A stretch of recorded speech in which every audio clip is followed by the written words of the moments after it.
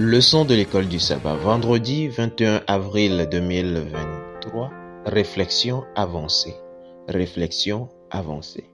Pensez aux paroles incroyables de Paul dans Hébreux 7, le verset 25, qui, parlant de Jésus en tant que notre souverain sacrificateur, dit qu'il peut sauver parfaitement ceux qui s'approchent de Dieu par lui. Sauver parfaitement. Le mot grec pour parfaitement signifie plein, complet, total.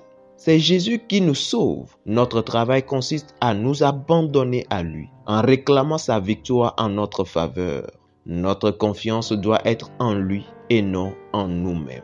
Je cite, nous pouvons résumer la force de l'expression « craignez Dieu » dans Apocalypse comme le dernier appel de Dieu à l'humanité pour qu'elle le choisisse comme son Dieu glorieux et majestueux, qui sera victorieux sur les forces du mal qui s'opposent à lui et à son plan pour la race humaine. Apocalypse 14, verset 9 à 11. Cette crainte ne se manifeste pas, du moins pas pour le moment, par la terreur et le tremblement, mais par une soumission joyeuse et d'amour à la loi de Dieu et à son adoration exclusive.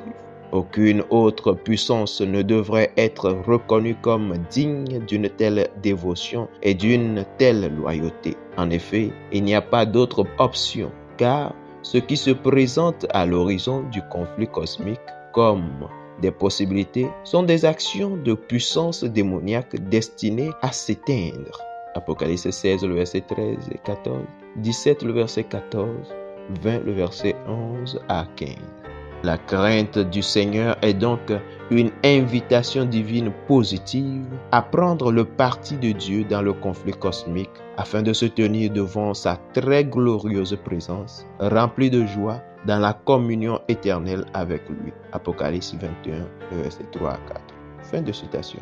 Angel Manuel Rodriguez, The Closing of the Cosmic Conflict, Role of the Three Angels Messages, page 27.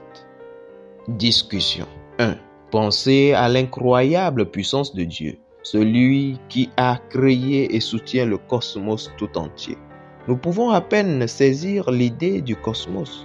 Comment alors pourrions-nous commencer à comprendre le créateur de celui-ci? Pensez à quel point il est plus grand, plus vaste et plus puissant que nous.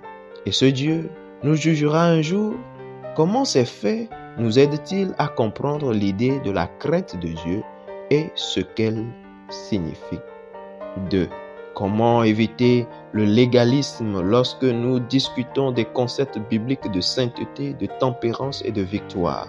Pourquoi devons-nous toujours comprendre que c'est la victoire de Christ en notre faveur à la croix qui seul reste le fondement de notre espérance du salut, indépendamment de nos victoires ou même de nos échecs ici et maintenant?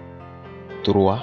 Pourquoi, malgré toutes les promesses de victoire sur le péché, nous trouvons-nous souvent en train d'échouer et de ne pas vivre à la hauteur de la norme de justice que Jésus lui-même a montrée pour nous et qu'il nous promet de faire nôtre également? Quelles erreurs commettons-nous en ne permettant pas à Dieu d'accomplir en nous l'œuvre qu'il a promise?